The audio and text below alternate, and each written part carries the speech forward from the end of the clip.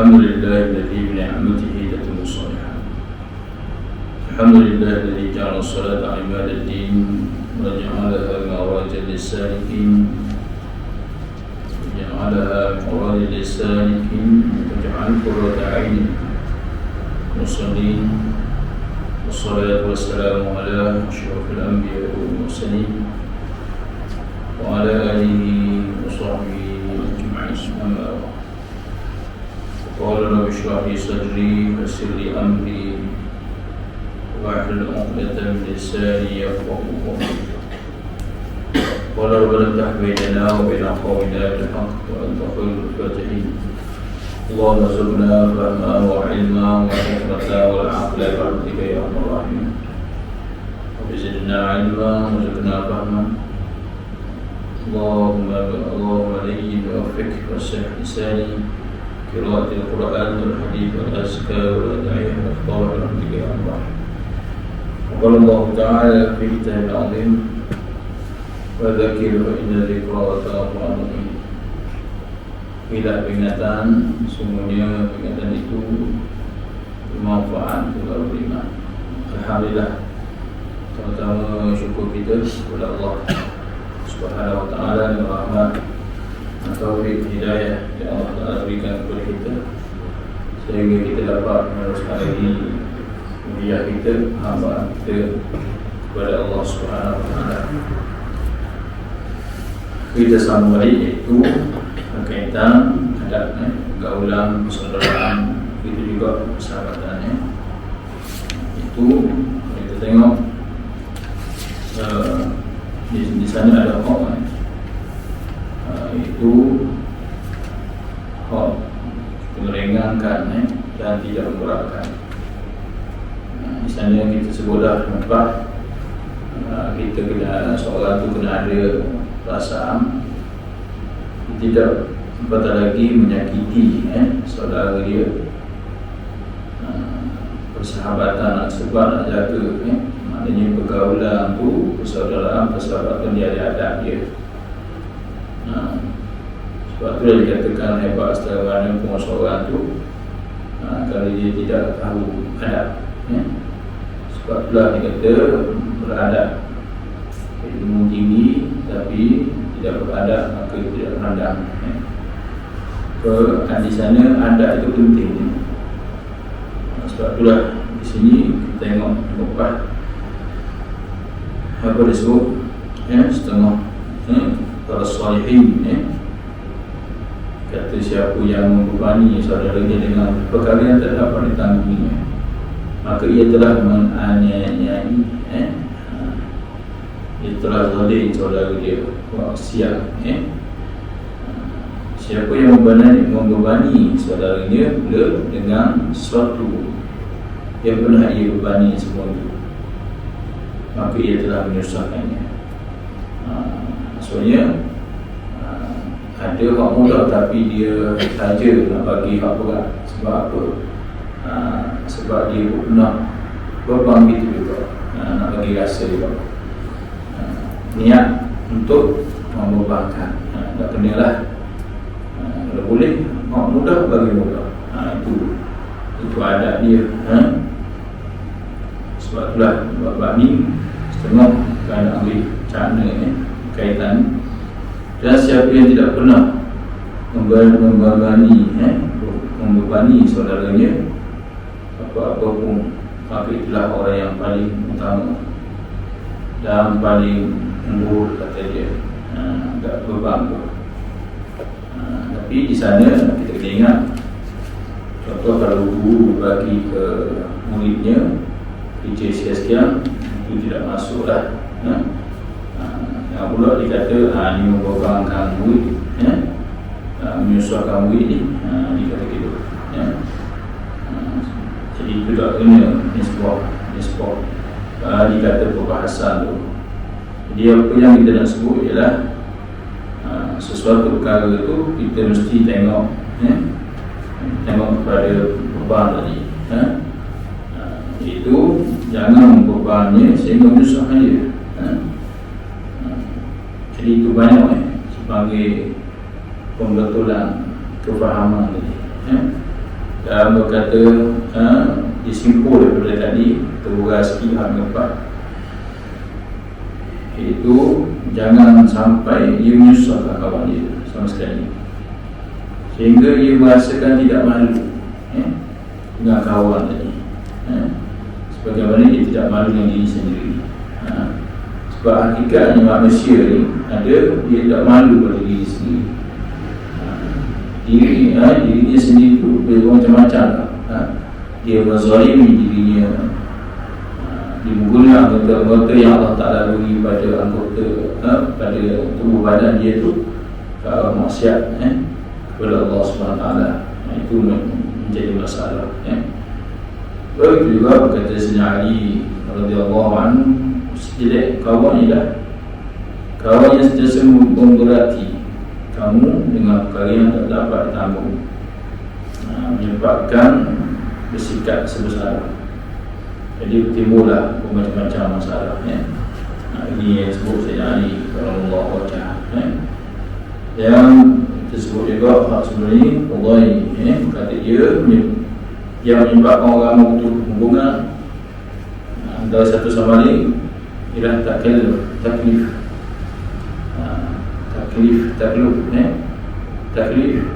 beban, iaitu memberatkan diri orang lain dengan macam-macam permintaan.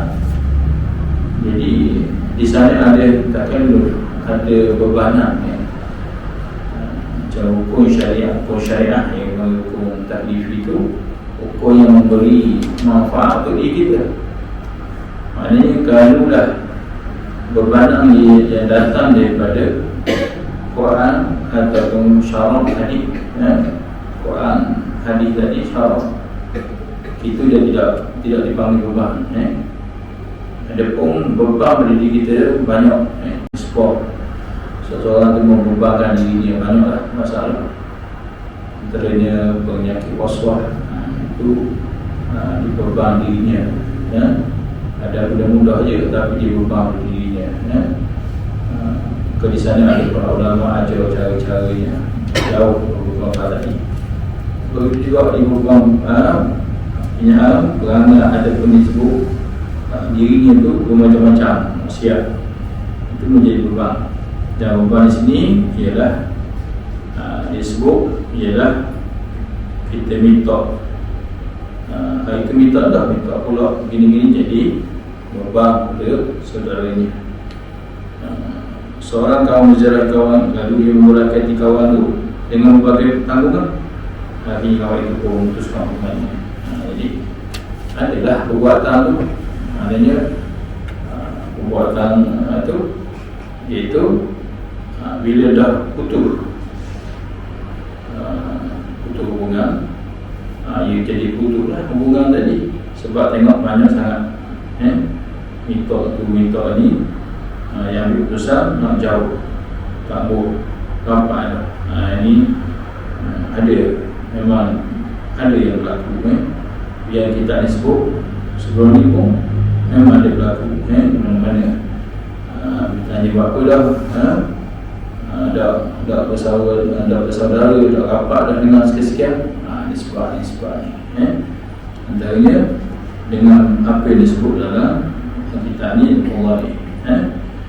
Dan benar kata Ja'far bin Muhammad As-Sadiq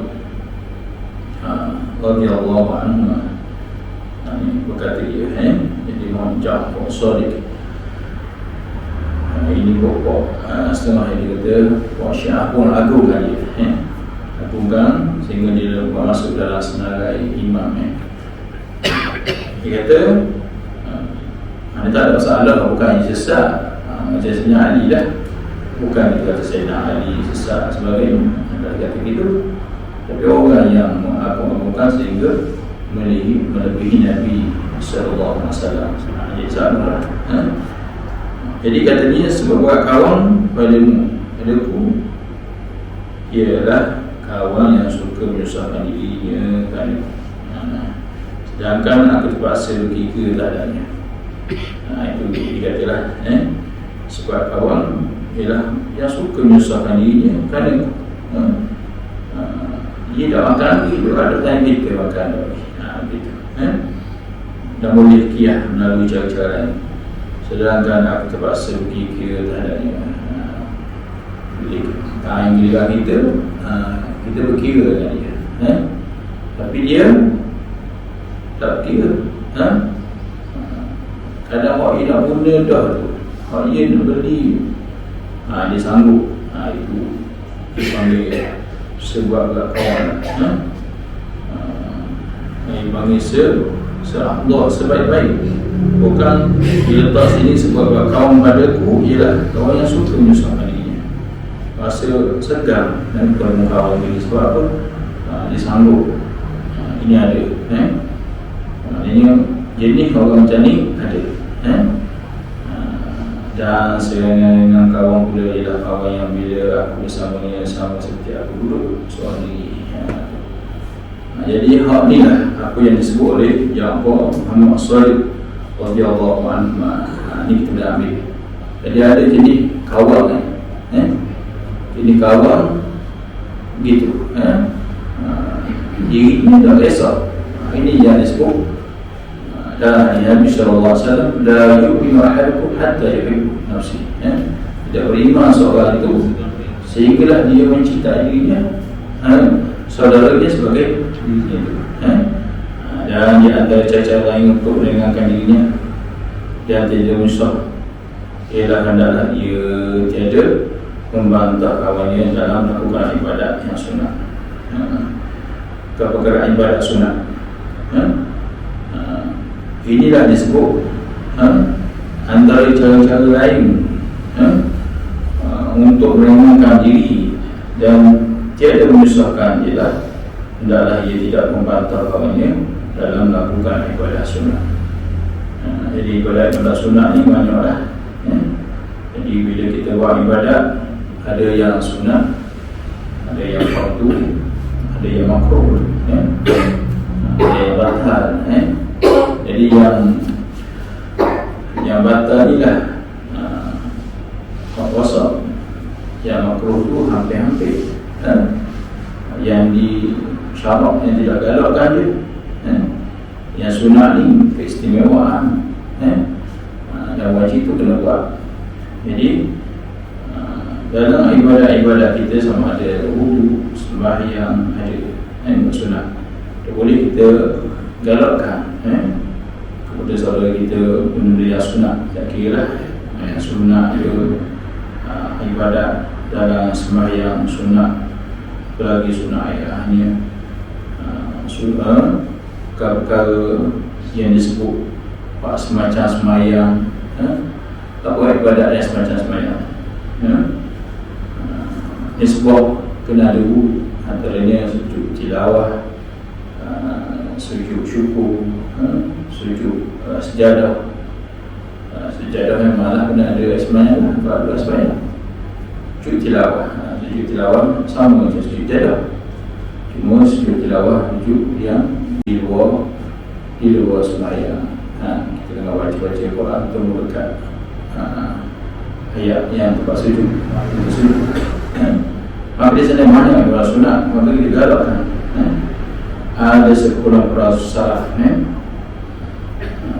orang terdahulu dalam persahabatan mereka, bila ada seorang di antara mereka yang makan terus sepanjang hari, di antara mereka yang makan terus sepanjang hari, tidak boleh ditegurnya. Mengapa ia makan terus? Mengapa tidak berpuasa? Mana waktu hak ia? Jadi taklah timbul macam-macam.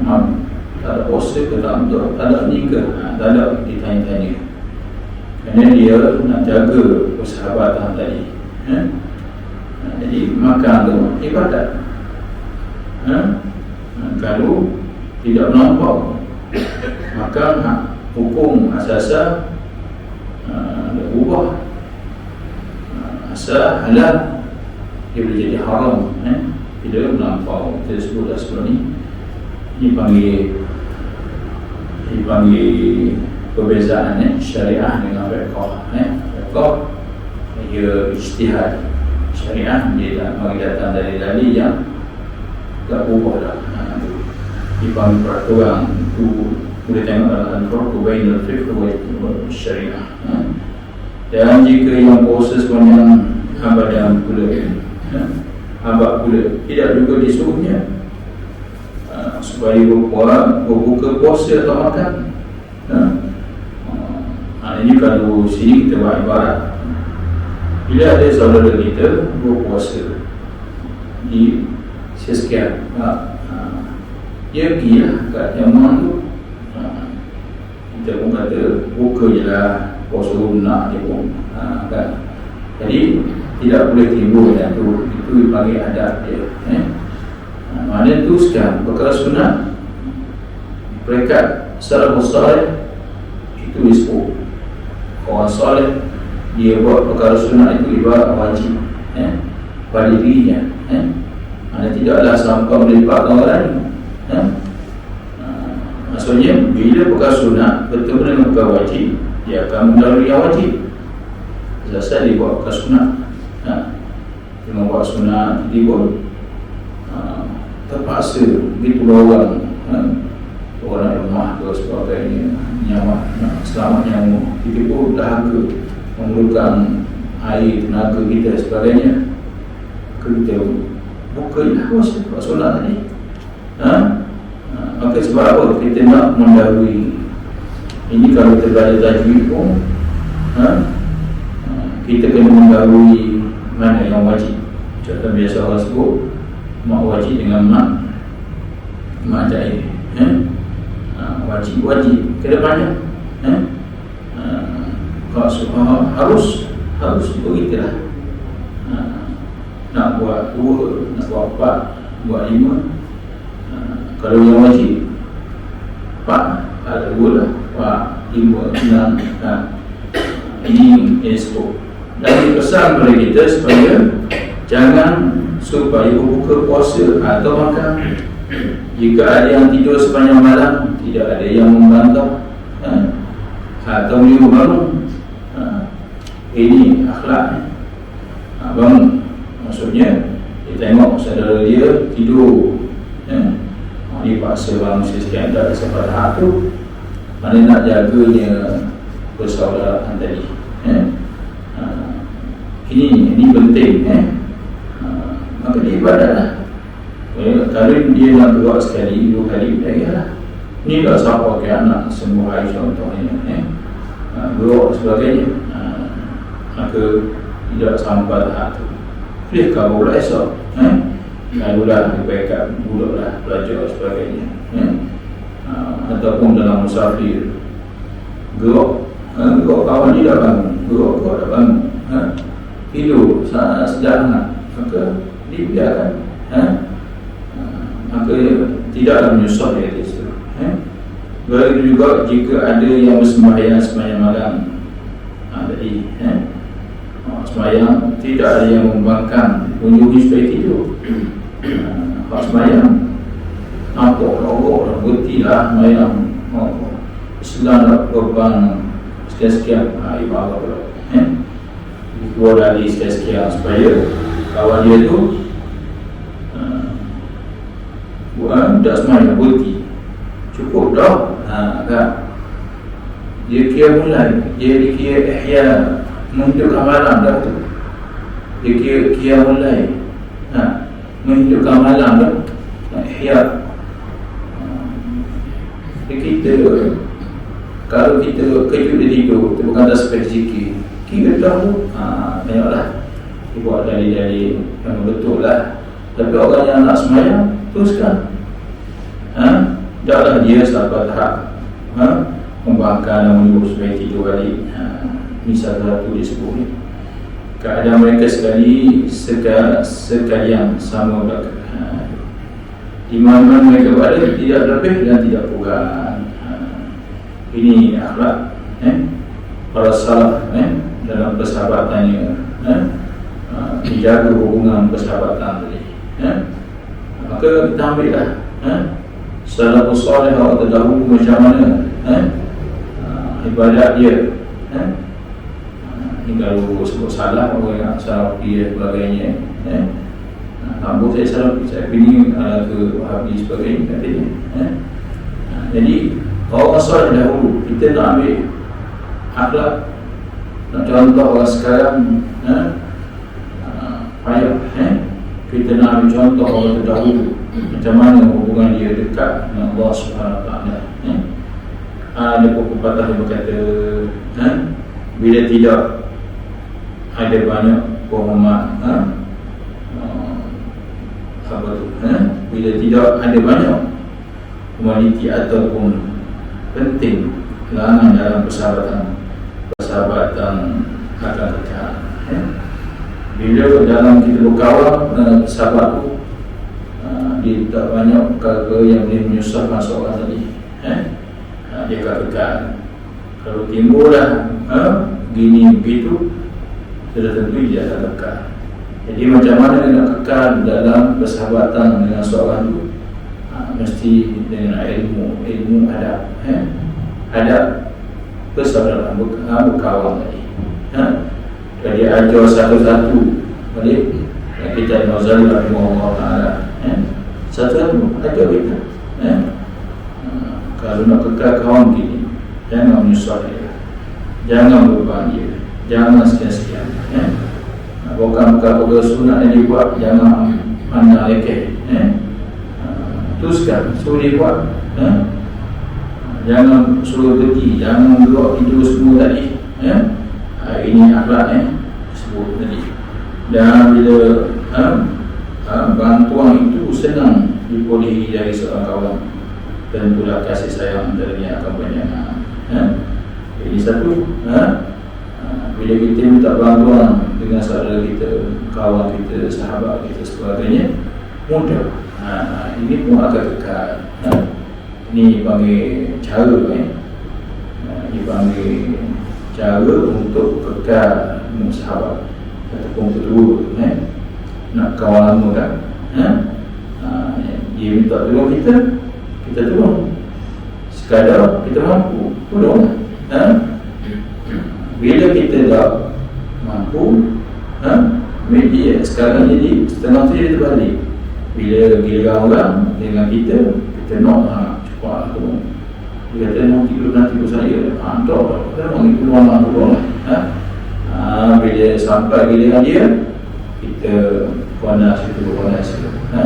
Kita elak sana, elak situ. Ini bukan cara dia.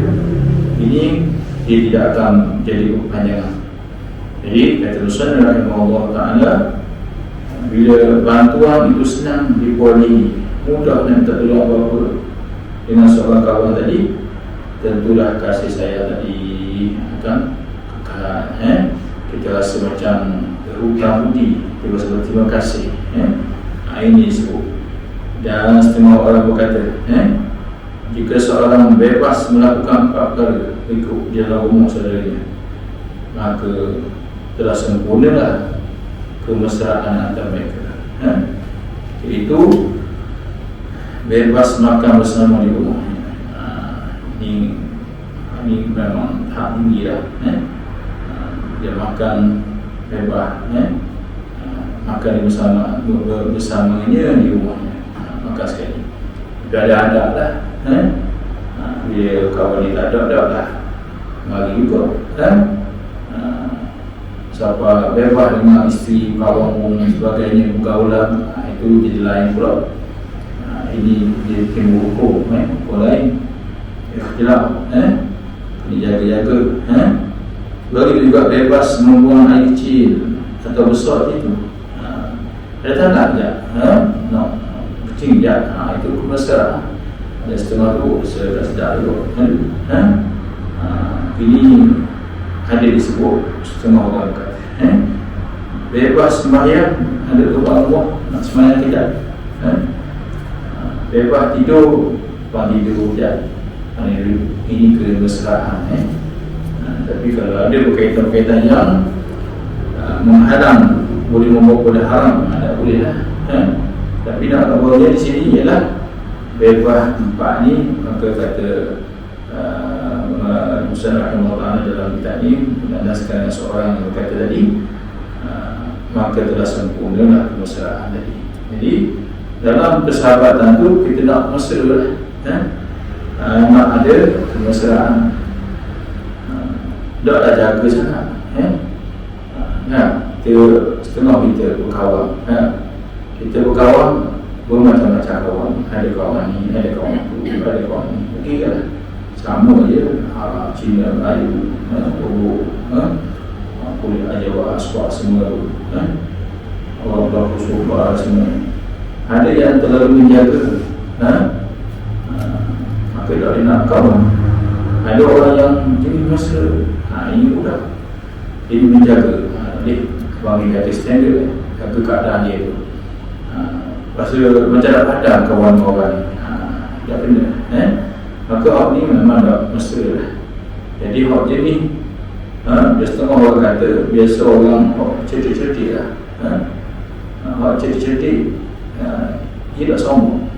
Baik. Mudah mesra sebagainya. Jadi hak kata kurang cerdik. Dia berlaku cerdik, dia berlaku rendah, berlaku sombong sebagainya. Ini ada setengah kata betul lah. Jadi setengah-setengah orang yang cerdik, orang yang dipanggil alim dan sebagainya baik, tidak sombong. Baik tahu hakikat ilmu itu bukan hakikat dia. Kalau ni setengah tu dia sombong sebagainya, maka hak ni tidak boleh berlaku besar tadi. Apatah lagi hak nak berlaku serupa tadi. Lepas makan sama, buang air kecil, kan, sembahyang, bebas tidur. Bila keempat kali ini disebut pada setengah para guru agama, mereka berkata ada satu lagi yang kurang, iaitu jika ia datang membawa isterinya sekali ke rumah saudaranya, kerana ke rumah itulah ada tempat yang sesuai untuk dilaksanakan kelima-lima perkara tersebut tadi. Bukan dia saja bersera, dia bawa juga isteri dia tadi, isteri tadi dengan isteri tadi, dengan orang tadi mesra. Memang hak ni macam lebih, setengah tu lebih macam adik-beradik. Orang kata adik-beradik taklah seperti hak adik-beradik tu, tapi dengan kawan hak ni jaga adab, persaudaraan, persahabatan tadi lebih tadi. Tu. Ini yang disebut dalam perbahasan ini. Kalau tidak kerana itu, tentulah masjid lebih utama untuk melakukan sembahyang bagi orang yang suka beribadah. Jadi nak kawannya betullah masjid lebih utama waktu kita beribadah ni, sembahyang. Tapi nak beritahunya oleh kerana dia nak jaga persaudaraan, persahabatan tadi, dia sembahyang rupa sebagainya sekali dulu. Maka dia pun rasa ikatan tadi. Dia rasa terima kasih. Susah pula lepas sembahyang sedia makanan pula sendiri. Itu memang payah persahabatan ni. Apabila seorang sahabat sudah melakukan 5 perkara tersebut di atas tadi, maka telah sempurna ikatan persaudaraan. Ini 5 lah. Tadi bebas dalam rumah, bebas makan bersama di rumah, bebas membuang air kecil ke besar, bebas sembahyang, bebas tidur dan bawa pulang isteri tadi. Jadi di sini kita nampak bebas di sini perlu dipaham, kena jaga juga adab-adab dia. Sebagaimana kita dah belajar adab, datang ke rumah, ya ayyuhallazina amanu, disebut bila datang ke rumah, fasta'zinu, kita minta izin, beri salam sebagainya. Kita jaga adab, jangan menghadap ke arah bilik, takut-takut, kita keluar dia tak tahu kita mari, tiba keluar. Kalau kita tak menghadap bilik, tak nampak lalu, ini di mana rumah betul-betul rumah yang menghadap bilik dah.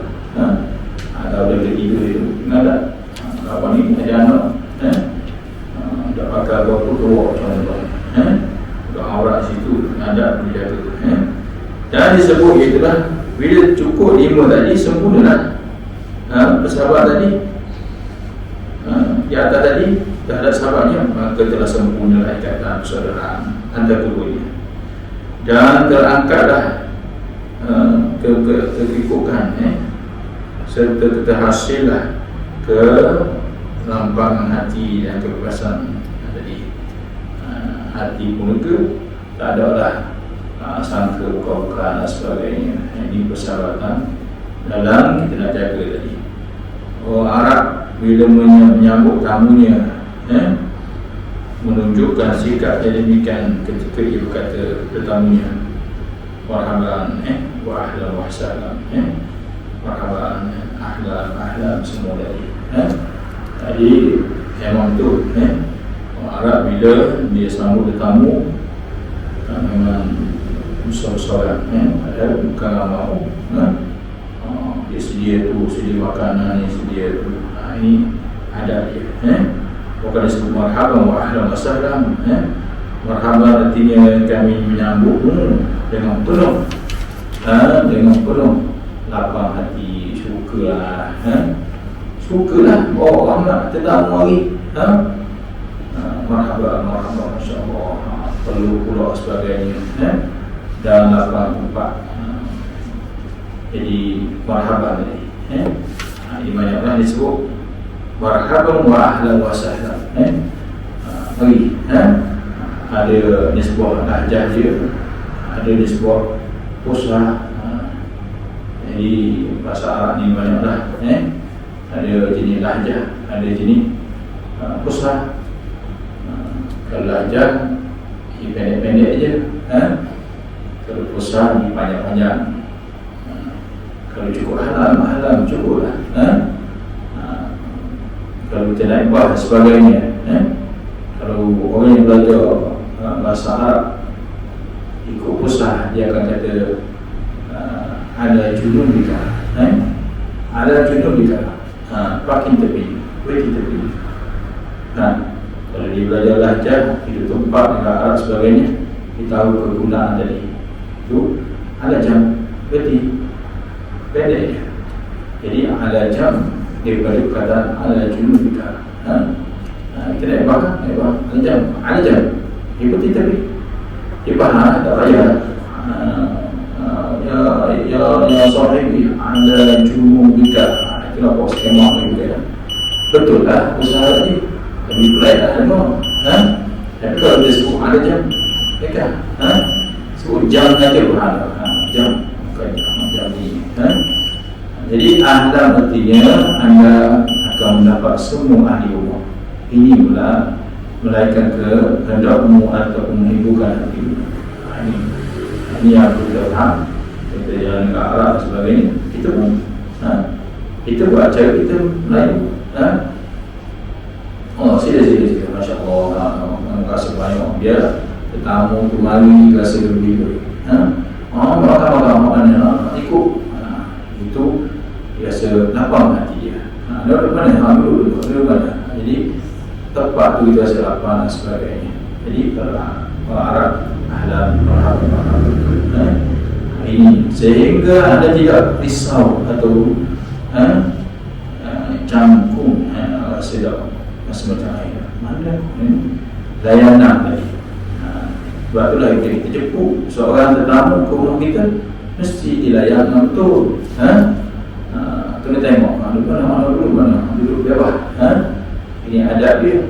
Ini setengah jemput tetamu ke rumah awak layan gitu. Adab dia.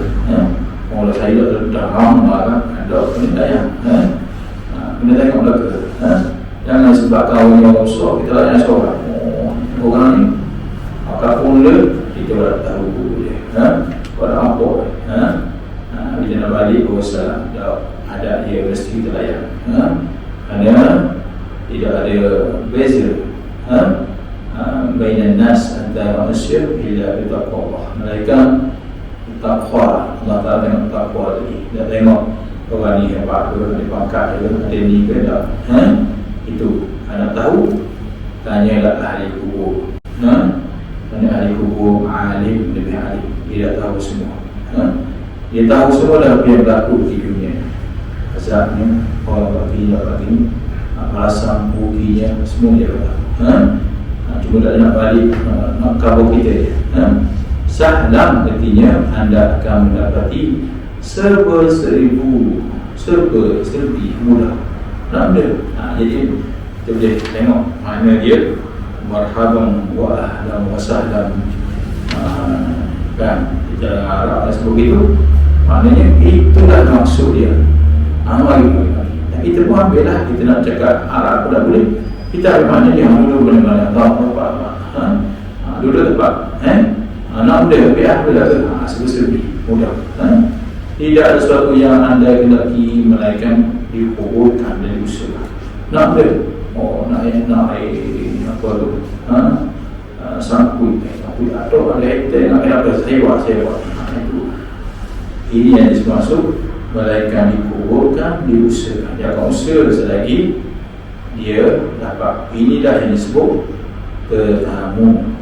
Ini kerana persaudaraan, nak jaga persaudaraan tadi sekejap je bersaudara tu kawan dia dah balik, kawan dia puasa buah hati, terima kasih banyak, dia pun buah hati, dan dua-dua ini akan mendapat pahala di sisi Allah Subhanahu Wa Taala.